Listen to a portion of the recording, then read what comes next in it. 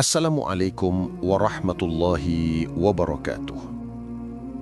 Segala puji bagi Allah Subhanahu wa Ta'ala yang telah memberikan kita nikmat iman, Islam, dan kesempatan hidup hingga hari ini.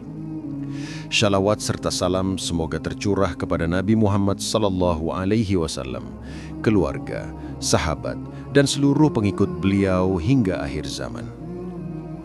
Hadirin yang dimuliakan Allah, kita semua sepakat bahwa hidup ini tidak selalu mudah. Ada saatnya kita berada di atas, ada saatnya kita jatuh. Ada masa di mana hati terasa lapang, dan ada pula masa di mana dada terasa sempit, pikiran kusut, dan jalan seolah buntu. Pada saat-saat seperti itu, setan menggoda kita untuk berputus asa, bahkan berbisik bahwa mati adalah jalan keluar. Na'udzubillah min dzalik. Padahal dalam Islam, putus asa dari rahmat Allah adalah dosa besar. Allah berfirman dalam Al-Quran surat Az-Zumar ayat 53. Katakanlah, wahai Muhammad, wahai hamba-hambaku yang melampaui batas terhadap diri mereka sendiri, janganlah kamu berputus asa dari rahmat Allah. Sesungguhnya Allah mengampuni dosa-dosa semuanya. Sesungguhnya Dia Maha Pengampun lagi Maha Penyayang. Ayat ini adalah pengingat yang lembut bahwa seberat apapun dosa dan masalah kita, rahmat Allah selalu lebih besar. Hidup kita bukan milik kita sepenuhnya. Hidup ini adalah amanah dari Allah. Maka kita tidak berhak mengakhiri hidup kita sendiri. Hadirin sekalian, Rasulullah Shallallahu Alaihi Wasallam juga mengingatkan kita dalam hadis riwayat Bukhari Muslim bahwa siapa saja yang membunuh dirinya sendiri, maka ia akan diazab dengan cara yang sama pada hari kiamat. Ini menunjukkan betapa seriusnya larangan bunuh diri dalam Islam. Namun, Islam tidak hanya melarang, tetapi juga memberi solusi dan pengharapan.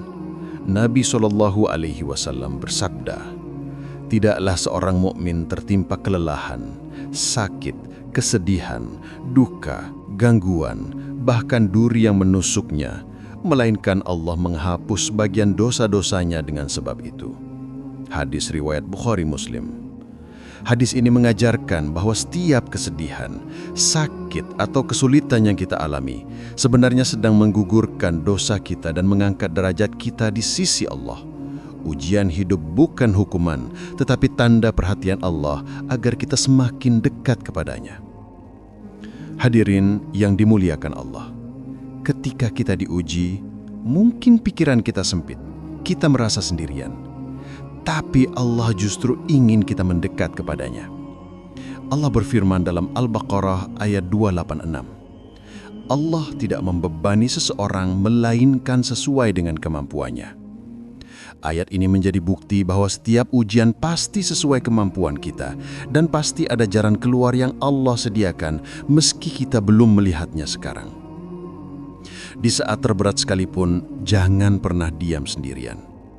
Dalam Islam kita dianjurkan untuk mencari pertolongan dengan sabar dan sholat, serta berbicara dengan orang-orang yang kita percayai, ulama, keluarga, atau sahabat soleh. Nabi Shallallahu Alaihi Wasallam bersabda, "Seorang mukmin dengan mukmin lainnya seperti sebuah bangunan yang saling menguatkan." Hadis riwayat Bukhari. Ini artinya kita tidak diminta untuk memikul semuanya sendirian. Ada komunitas, ada saudara seiman, ada doa yang bisa kita panjatkan. Hadirin yang berbahagia, kalau kita ingat, para nabi dan orang soleh juga pernah diuji sangat berat. Nabi Ayub alaihissalam diuji dengan sakit bertahun-tahun. Nabi Yakub alaihissalam kehilangan anak yang paling dicintainya. Bahkan Nabi Muhammad Sallallahu Alaihi Wasallam pernah merasa sangat sedih ketika kehilangan orang-orang terdekatnya di tahun yang disebut tahun kesedihan. Tapi satu hal yang tidak mereka lakukan adalah berputus asa. Mereka tetap bersabar, berdoa, dan berharap. Maka dari itu, jika kita pernah berpikir bahwa mati adalah jalan keluar, ingatlah bahwa hidup kita bukan hanya untuk dunia ini. Hidup adalah kesempatan untuk menghapus dosa, mengumpulkan amal, dan meraih ridha Allah. Setelah ujian ini, Allah telah sediakan kebahagiaan yang lebih besar.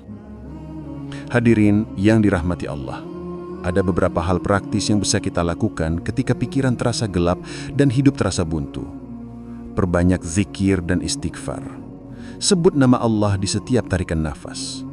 Dirikan sholat sunnah dan berdoalah dengan sepenuh hati. Cari teman atau pembimbing yang soleh agar kita punya tempat bersandar secara emosional. Ingatlah nikmat Allah yang masih kita rasakan sekecil apapun. Bersedekah atau membantu orang lain karena itu melapangkan dada kita sendiri. Ingatlah sabda Rasulullah SAW, barang siapa yang dimudahkan untuk menolong kesulitan seorang mukmin di dunia, maka Allah akan menolong kesulitannya di akhirat.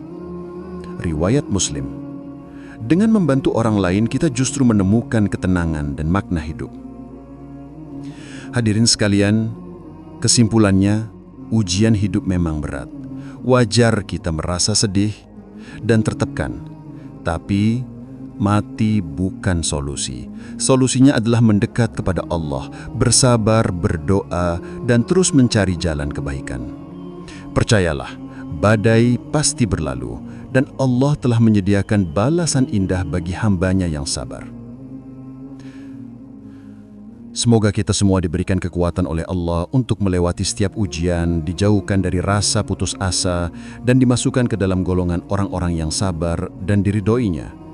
Wassalamualaikum warahmatullahi wabarakatuh.